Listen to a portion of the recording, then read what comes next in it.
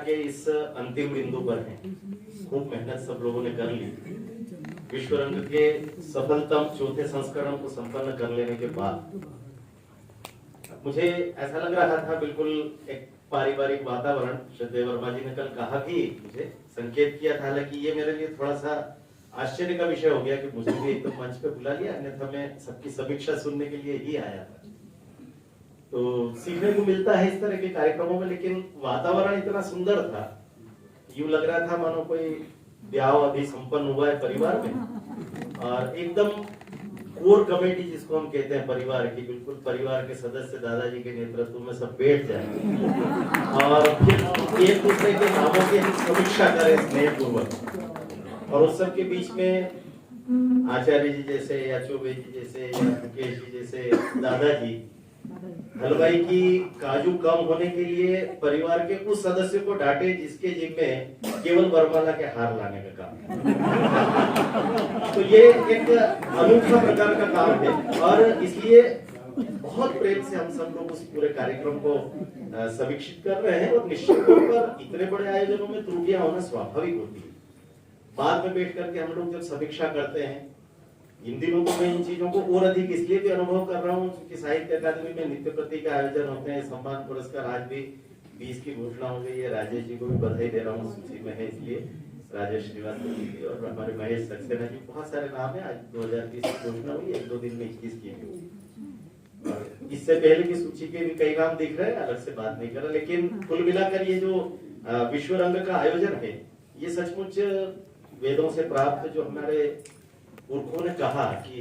अपने विचारों की खिड़कियां खुली रखो और सब तरफ से ताजी हवा है। मुझे लगता है कि वेदों की उन ऋचाओं का अनुपालन हम सब ने विश्व रंग में इस बार किया।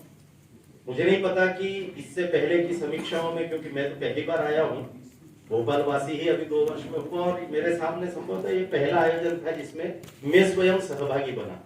इसलिए समीक्षाओं को समझने का प्रयास भी कर सकता हूँ। लेकिन इससे पहले भी चौबे जी को भी कहा होगा, आयोजकों के ध्यान में कुछ आया होगा, मुझे नहीं पता, लेकिन इस बार एक वैचारिक लोहे की दीवार को तोड़ने का काम इस विश्व रंग में बहुत बड़ा। आप सोचिए कि जितने ये संस्थाएं इस बार समाहित की गई, मैं सोच सकता हूं कि सामान्यतः ये साहित्य जगत में बड़ा सामान्य उपक्रम है कि प्रत्येक साहित्यकार, रचनाकार, प्रत्येक संस्था अपना एक वैचारिक अधिष्ठान रखती है, और उस वैचारिक अधिष्ठान पर उन संस्थाओं को, उन व्यक्तियों को दृढ़ भी रहना चाहिए। लेकिन इसका अर्थ ऐसा नहीं होता है कि हम विपरीत विचार को नकारते जाएं, और चादर अगर छोटी पड़ रही है तो टांग काटने के क्रम जो चलते हैं साहित्य, उन सब से बचते हुए इस बार विशुद्ध रूप से साहित्य का वातावरण विश्व रंग में जो देखने को मिला, तो पूर्व से मेरे मन में भी कुछ धारणाएं थी, लोगों से जिस प्रकार का सुनते रहे थे, तो इसलिए ऐसा लग रहा था कि सचमुच इस बार जो स्नेहपूर्ण पारिवारिक वातावरण है, चाहे वो वक्ताओं की दृष्टि से देखें, सत्रों के विषय की दृष्टि से देखें, सब कुछ बहुत उत्तम था। और निश्चित तौर पर व्यवस्थाओं के लिए तो पूरी टोली को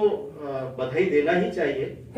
पूरा ऐसे परिवार, चाहे वे प्रकाशन के इकाई के लोग हों, चाहे विश्वविद्यालय की इकाई से जुड़े हों, चाहे विद्यार्थी हों, और हर एक व्यक्ति की इच्छा शक्ति इतनी प्रबल थी कि उसका एक छोटा सा उदाहरण आपको बताता हूँ। मैं तो कोई अतिथि बनने योग्य था नहीं, लेकिन आदरणीय चौबे जी के आदेश पर मैं अपना पुस्तकों की जो प्रदर्शनी थी उसके उद्घाटन सत्र में गया था, और बाद में माननीय राज्यपाल जी का चूंकि प्रोटोकॉल था, तुरंत पहुंचना था। चौबे जी को तो ध्यान में था कि यजमान के नाते उनकी आगवानी करना, इसलिए ये थोड़ा पहले निकल गए। लेकिन मुझे अपना जो रेडियो चलाने वाले बच्चे हैं विश्वविद्यालय के, वो एक सामुदायिक रेडियो चलाते हैं, उन्होंने कहा सर अभी आप जो कुछ बोले थे थोड़ी देर पहले थोड़ा अच्छा लग रहा था, आप ऐसा मेरी रेडियो के लिए एक छोटी सी टॉक हमको दीजिए। मैंने कहा कार्यक्रम प्रारंभ होगा, अपन वहां से निवृत्त होंगे, फिर सर भीड़ में कहाँ ढूंढेंगे, आप प्लीज थोड़ा सा, जैसा घर के छोटे बच्चे और भाई बहन करते हैं, तो उनके आग्रह पर मैं रुक गया वहां पर। और उस बातचीत का परिणाम ये हुआ कि जिस बात की ओर संकेत अनिता जी भी कर रही थी कि सभागृह भरा हुआ था हर सत्र में, उस सत्र में हम लोगों को पुलिस वालों ने पूरे सम्मान के साथ कहा कि आप अंदर जगह नहीं है, आप कृपा करके जाएं। तो मुझे अत्यधिक प्रसन्नता हुई कि यह स्थिति भी साहित्य क्षेत्र में आना चाहिए, क्योंकि साहित्य के कार्यक्रम सामान्यतः अभिशप्त इस दृष्टि से कि संख्या नहीं मिलती। हम लोग उन कार्यक्रमों की गुणवत्ता बढ़ाने का प्रयास करें, तो मुझे लगता है कि ये सब होता है। और पूरे समन्वय प्रबंधन के लिए तो चौबे जी को इसलिए मैं प्रतीक के साथ बधाई देता हूं। हम लोगों ने फिल्म जगत में कई बार ऑपरेशन थिएटर के दृश्य देखे। डॉक्टर के मुंह पर पट्टी बंधी रहती है, सिर पर टोप रहता है और वो लगातार एक मरीज की शल्य क्रिया कर रहा होता है,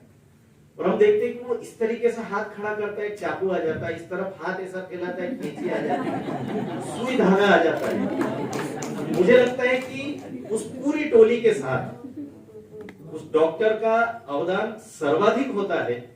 लेकिन ये जो सुई धागा रखने वाले, ये जो कैंची हाथ पर रखने वाले लोग होते हैं, उन सबको चौबे जी के साथ में बधाई देता हूं और उनका इसलिए भी आभार व्यक्त करता हूं कि भोपाल के साहित्य जगत को उन्होंने एक अनूठा उपहार दिया है, और ये उपहार केवल एक प्रतीक से व्यक्त करके और बात समाप्त कर सकता हूं कि इन्होंने अपने मोहल्ले के ओटले को अंतरराष्ट्रीय मंच बनाया, और इसके बहुत बहुत धन्यवाद।